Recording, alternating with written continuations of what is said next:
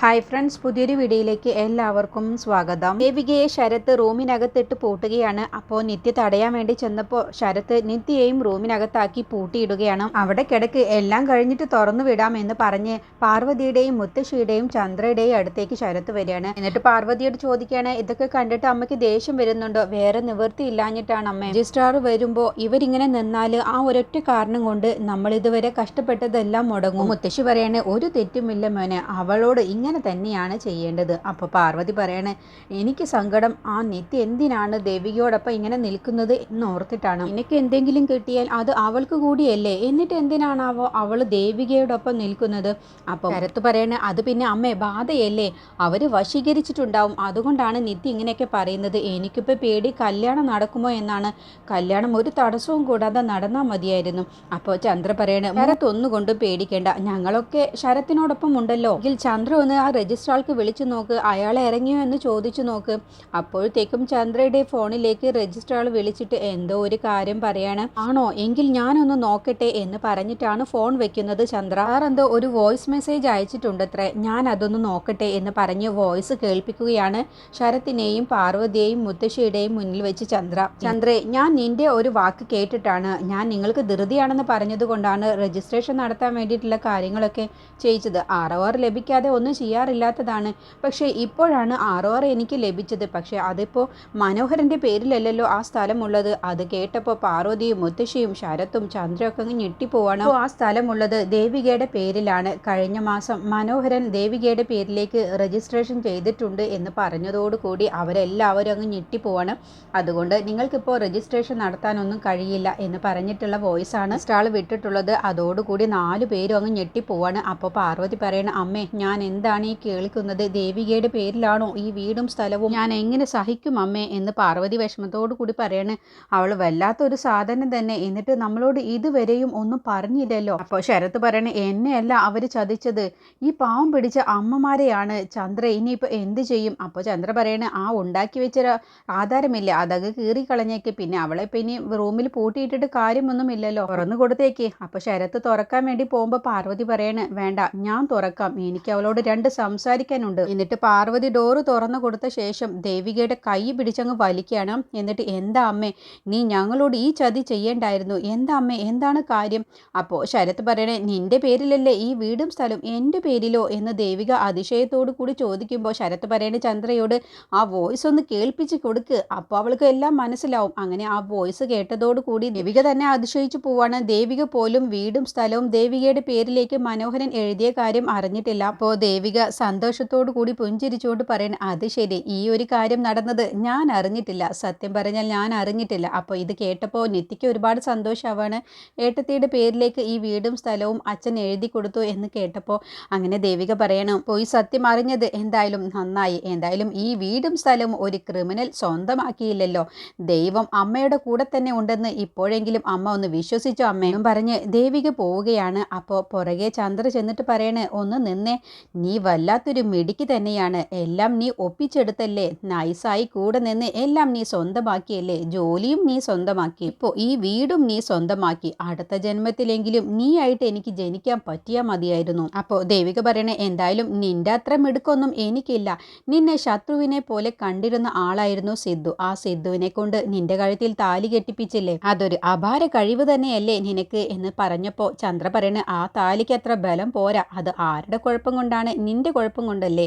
താലി മാത്രം കഴുത്തിലുണ്ടായിട്ട് കാര്യമില്ല, അത് അനുഭവിക്കാനുള്ള യോഗം കൂടി വേണം. എന്തായാലും നിനക്ക് ഉണ്ടോ എന്ന് എനിക്കൊരു സംശയമുണ്ട്. അപ്പോൾ ചന്ദ്ര പറയണേ, എനിക്കുണ്ടാവില്ല, പക്ഷേ നിനക്കതുണ്ട്. ഒരു താലി കയറി, അത് അഴിച്ചു, വേറൊരു താലി കയറാൻ വേണ്ടി പന്തൽ വരെ ചെന്നു, പക്ഷേ അത് മുടങ്ങിപ്പോയി, ഇനിയിപ്പോൾ ശ്രമിച്ചാൽ ഈ ഒരു താലി കയറും. അപ്പോൾ ദേവിക പറയണ, ഞാൻ ശ്രമിച്ചിട്ടല്ല, എൻ്റെ ജീവിതത്തിൽ ഓരോന്നും എനിക്ക് കിട്ടിയതും എനിക്ക് നഷ്ടപ്പെട്ടതും, പക്ഷേ സുധിയേട്ടനെ പോലെ ഒരു ഭർത്താവിനെ എനിക്ക് കിട്ടുമെന്ന് ഞാൻ ഒരിക്കലും പ്രതീക്ഷിച്ചതായിരുന്നില്ല. പക്ഷേ എനിക്ക് സുധിയേട്ടനെ കിട്ടി, അതോടെ എനിക്ക് ലോകം പിടിച്ചടക്കിയ സന്തോഷമായിരുന്നു. പക്ഷേ അതിന് അധികം ആയുസ് ഉണ്ടായിരുന്നില്ല. ഇപ്പോൾ എനിക്ക് ഈ ജോലി കിട്ടിയതും ഈ വീട് കിട്ടിയതും അതൊന്നും ഞാൻ അറിഞ്ഞതുപോലുമില്ല, ഞാൻ ആഗ്രഹിച്ചിട്ടുമില്ല. എല്ലാം സംഭവിക്കുകയായിരുന്നു ഞാൻ പോലും അറിയാതെ. അത് കേട്ടപ്പോൾ ചന്ദ്ര, അത് നീ പറഞ്ഞത് നുണയാണ്. ഇത് നിന്റെ പേരിലായത് നീ അറിഞ്ഞില്ല എന്ന് പറഞ്ഞാൽ ഞാൻ എങ്ങനെ വിശ്വസിക്കും? ഞാൻ ഒരു വക്കീലാണ്. കാരണം നിന്റെ ഒപ്പും നിന്റെ തമ്പ് അടയാളവും ഇല്ലാതെ പിന്നെ എങ്ങനെയാണ് നിന്റെ ഫോട്ടോ ഒന്നും ഇല്ലാതെ ഈ രജിസ്ട്രേഷൻ നടക്കുക?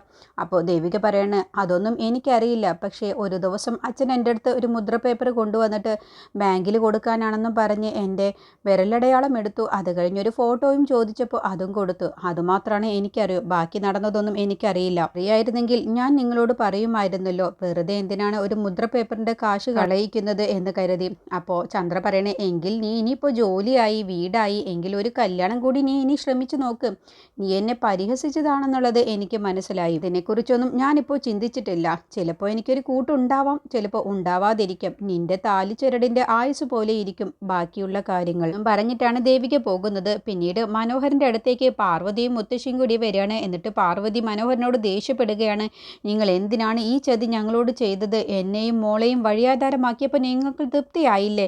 വെറുതെയല്ല നിങ്ങൾക്കിപ്പോൾ ഈ അവസ്ഥ വന്നത്, ഇങ്ങനെ കിടപ്പിലാവേണ്ടി വന്നത്. എന്ത് വിശ്വസിച്ചിട്ടാണ് നിങ്ങൾ അവളുടെ പേരിലേക്ക് ഈ വീടും സ്ഥലവും എഴുതി കൊടുത്തത്?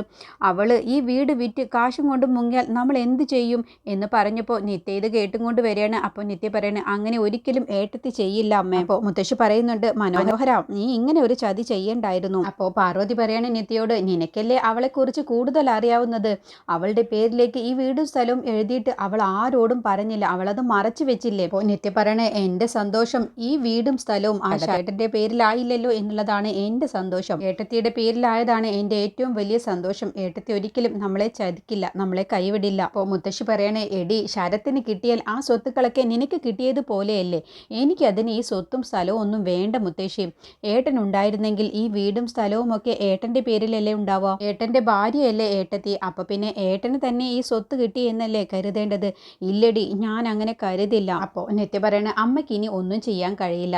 ആധാരം രജിസ്ട്രേഷനൊക്കെ കഴിഞ്ഞു. ഒന്നല്ലെങ്കിൽ അമ്മ ഇനി ഈ വീട്ടിൽ മിണ്ടാതെ ഒരു ഭാഗത്തിരുന്നു, അല്ല എന്നുണ്ടെങ്കിൽ ഈ വീട്ടിൽ നിന്നും ഇറങ്ങിപ്പോയിക്കോ. അത് കേട്ടപ്പോൾ മുത്തശ്ശിയും പാർവതിയും അന്തം വിട്ട് നിൽക്കുകയാണ്. എന്നിട്ട് പാർവതി പറയണേ, എന്തായാലും ഞാൻ ഈ പറയുന്നതൊന്നും നിങ്ങൾക്ക് മനസ്സിലാവില്ല. എല്ലാവർക്കും എന്നെ തോൽപ്പിക്കണം എന്നുള്ള ചിന്ത മാത്രമല്ലേ ഉള്ളൂ. പക്ഷേ പിന്നീട് നിങ്ങൾ ഇതൊക്കെ അനുഭവിക്കുമ്പോൾ ഞാൻ പറയുന്നതിൻ്റെ പൊരുൾ എന്താണെന്നുള്ളത് മനസ്സിലാവും. അമ്മ വാ എന്ന് പറഞ്ഞ് പോകുന്ന സമയത്ത് മുത്തശ്ശി പറയണേ, ഇപ്പോൾ ഇതൊക്കെ ക്ഷമിക്കുന്നത് നിന്റെ കല്യാണമാണ് വരുന്നത്, അതുകൊണ്ട് മാത്രമാണ്. നിന്റെ കല്യാണം ഒന്ന് കഴിഞ്ഞോട്ടെ, പിന്നെ എന്താണ് ചെയ്യേണ്ടത് എന്നുള്ളത് ഞങ്ങൾക്കറിയാം എന്ന് പറഞ്ഞിട്ടാണ് മുത്തശ്ശിയും പാർവതിയും അവിടെ നിന്ന് പോകുന്നത്. അപ്പോൾ നിത്യയുടെ മുഖത്ത് കല്യാണം നടന്നതന്നെ എന്നുള്ള ഭാവത്തിലാണ് കേട്ടോ നിൽക്കുന്നത്. എന്നിട്ട് നിത്യ മനോഹറിൻ്റെ അടുത്തേക്ക് ചെന്നിട്ട് പറയണേ, അച്ഛനിപ്പോൾ ഒരു ഷെയ്ക്കൻ്റാണ് തരേണ്ടത്. അച്ഛൻ ബുദ്ധിപരമായാണ് കാര്യങ്ങളൊക്കെ ചെയ്തത്. ഇപ്പോൾ എനിക്ക് ഒരുപാട് സന്തോഷമായി എന്നൊക്കെ നിത്യ മനോഹരനോട് പറയണേ. അപ്പോൾ മനോഹരൻ്റെ മുഖത്തും നല്ല സന്തോഷത്തോടു കൂടിയാണ് കിടക്കുന്നത്. പിന്നീട് നിത്യയുടെ അടുത്തേക്ക് ദേവിക വരികയാണ്. മോളെ, നിനക്ക് എന്നോട് ദേഷ്യമുണ്ടോ? എന്തിനേട്ടത്തി? അല്ല, നിനക്ക് കൂടി അവകാശപ്പെട്ട വീടല്ലേ അച്ഛൻ എൻ്റെ പേരിൽ എഴുതിയത്, അതിനെന്താ ഏട്ടത്തി? എനിക്കിപ്പോൾ സന്തോഷമാണ് ഏറ്റവും കൂടുതലുള്ളത്. കാരണം ആ ശരത്തിൻ്റെ അടുത്ത് പോയില്ലല്ലോ ഈ സ്വത്തുക്കളെല്ലാം. അവൻ്റെ കയ്യിലാണ് നമ്മുടെ വീട് കിട്ടിയിരുന്നെങ്കിൽ നമ്മളെല്ലാവരെയും അവൻ ഈ വീട്ടിൽ നിന്നും അടിച്ചിറക്കിയേനെ. നമുക്കൊരു വാടക വീട് അന്വേഷിക്കേണ്ടി വന്നേനെ. അപ്പോൾ ഏറ്റവും വലിയ സന്തോഷമുള്ളത്, പിന്നെ അച്ഛനെല്ലാം ദീർഘവീക്ഷണത്തോടു കൂടിയാണ് എല്ലാം കണ്ടത്. അതുകൊണ്ടാണ് ഏട്ടത്തിയുടെ പേരിലേക്ക് അച്ഛൻ ഈ വീടും സ്ഥലവും എഴുതിയത്. അച്ഛൻ ചെയ്തത് എന്തുകൊണ്ടും നന്നായുള്ളൂ. പിന്നെ ഏട്ടത്തിയോടാണ് ഏറ്റവും കൂടുതൽ നന്ദി പറയേണ്ടത്. ഏട്ടത്തിയുടെ സ്വഭാവം നല്ല സ്വഭാവമായതുകൊണ്ടല്ലേ അച്ഛൻ ഇങ്ങനെ ഒരു തീരുമാനമെടുത്തത്. പിന്നെ ഏട്ടത്തിക്ക് എന്ത് തന്നാലാണ് ഞങ്ങളുടെ കടമ തീരുക? ഇപ്പോൾ ഇതൊക്കെ കണ്ട് സുധിയേട്ടൻ്റെ ആത്മാവ് സന്തോഷിക്കുന്നുണ്ടാവും എന്ന് പറഞ്ഞ് രണ്ടുപേരും സന്തോഷത്തോടു കൂടി സംസാരിക്കുകയാണ്. അപ്പോൾ ദേവിക പറയണ, ഇപ്പോഴാണ് എനിക്കൊരു സമാധാനമായത് മോളെ എന്ന് പറയുമ്പോൾ, ഏട്ടത്തി ഒന്നുകൊണ്ടും വിഷമിക്കേണ്ട. ഏട്ടത്തിയുടെ പേരിലേക്ക് ഈ വീടും സ്ഥലവും എഴുതി തന്നതിൽ എനിക്ക് സന്തോഷം മാത്രമാണുള്ളൂ. അല്ല ഏട്ടത്തി, ഇനിയിപ്പോൾ ശരത്ത് ഈ വിവാഹത്തിൽ നിന്നും മുടങ്ങുമോ എന്ന് ചോദിക്കുമ്പോൾ, അങ്ങനെ സാധ്യതയുണ്ട്. അവന് സ്വത്തുക്കളല്ലേ വേണ്ടത്. നിന്നെ ഇപ്പോൾ കല്യാണം കഴിച്ചിട്ട് ഇനി എന്ത് കാര്യമെന്ന് ഓർത്ത് ചിലപ്പോൾ അവൻ ഈ കല്യാണത്തിൽ നിന്നും പിന്മാറാൻ സാധ്യതയുണ്ട്. അങ്ങനെയാണെങ്കിൽ എനിക്കതൊരു ആശ്വാസമായേനെ. നോക്കാം, അവനിനി അടുത്തത് എന്താണ് അവൻ്റെ ഉദ്ദേശം എന്നുള്ളത് നമുക്ക് നോക്കാം എന്ന് പറഞ്ഞ് ദേവിക നിത്യയെ ആശ്വസിപ്പിക്കുകയാണ്. പിന്നീട് ദേവിക സിദ്ധുവിൻ്റെ ഓഫീസിലേക്ക് ചെല്ലുകയാണ്. എന്നിട്ട് ചോദിക്കുകയാണ്, അല്ല സിദ്ധു, ഈ അച്ഛനിങ്ങനെ എൻ്റെ പേരിലേക്ക് ഈ സ്വത്തുക്കൾ എഴുതിയത് എന്തുകൊണ്ടാണ് സിദ്ധു എന്നിൽ നിന്നും മറച്ചു വെച്ചത് എന്ന് ചോദിച്ചപ്പോൾ, അത് പിന്നെ അച്ഛൻ പറഞ്ഞിട്ട് തന്നെയാണ്. ഇക്കാര്യം ആരും അറിയരുത് എന്ന് അച്ഛൻ ഭയപ്പെട്ടിരുന്നു. കാരണം നിൻ്റെ പേരിലേക്ക് ഈ സ്വത്തുക്കൾ എഴുതിയത് ആ ശരത്ത് അറിഞ്ഞാൽ നിനക്ക് എന്തെങ്കിലും സംഭവിക്കുമോ എന്ന് അച്ഛൻ പേടിച്ചിരുന്നു. എന്ത് ചെയ്യാനാണ് അവൻ എന്നെ ഇല്ലാതാക്കാനും മടിക്കില്ല എന്നാണ് അച്ഛൻ ഉദ്ദേശിച്ചത്. ഇങ്ങനെ ഒരു അച്ഛനെ കിട്ടിയതാണ് സിദ്ധു എൻ്റെ ഏറ്റവും വലിയ ഭാഗ്യം. സിദ്ധു പറയണ അത് ശരിയാണ്. ഇനി എന്തായാലും ദേവിക നല്ലതുപോലെ സൂക്ഷിക്കണം. അവനെ നീ പേടിക്കണം. അവന് സ്വത്തിന് വേണ്ടിയിട്ടല്ലേ ഇങ്ങനെയൊക്കെ ചെയ്തത്. അപ്പോൾ ദേവിക പറയണ അവൻ എന്നെ എന്ത് ചെയ്യാനാണ്? അവൻ എന്നെ കൊല്ലുകയോ? അവൻ്റെ ഒരു ഉദ്ദേശവും ഇനി നടക്കാൻ പോകുന്നില്ല. പിന്നെ അച്ഛൻ ആ ഒരു ആധാരത്തിൽ ഒരു ക്ലോസ് കൂടി വെച്ചിട്ടുണ്ട്. ഇനി 3 കൊല്ലത്തിന് ആധാരത്തിൽ ഒന്നും ചെയ്യാതിരിക്കാനുള്ള വഴിയും കൂടി അച്ഛൻ അതിൽ ചെയ്തിട്ടുണ്ട്. 3 കൊല്ലത്തിനുള്ളിൽ എന്തായാലും നിത്യയുടെ വിവാഹം നടക്കും. അതാണ് അച്ഛൻ ഉദ്ദേശിച്ചിട്ടുള്ളത് എന്ന് പറയണേ. അങ്ങനെ അച്ഛൻ എല്ലാം മുൻകൂട്ടി പ്ലാൻ ചെയ്തിട്ട് തന്നെയാണ് എൻ്റെ അടുത്തേക്ക് വന്നത്. എനിക്ക് അധികമൊന്നും അച്ഛനെ സഹായിക്കേണ്ടി വന്നില്ല. അച്ഛൻ തന്നെ എല്ലാ കാര്യങ്ങളും കൂട്ടി തീരുമാനിച്ചിട്ട് തന്നെയാണ് എൻ്റെ അടുത്തേക്ക് വന്നത് എന്നൊക്കെ പറഞ്ഞ് സിദ്ധു കാര്യങ്ങളൊക്കെ ദേവികയ്ക്ക് പറഞ്ഞു കൊടുക്കുകയാണ്.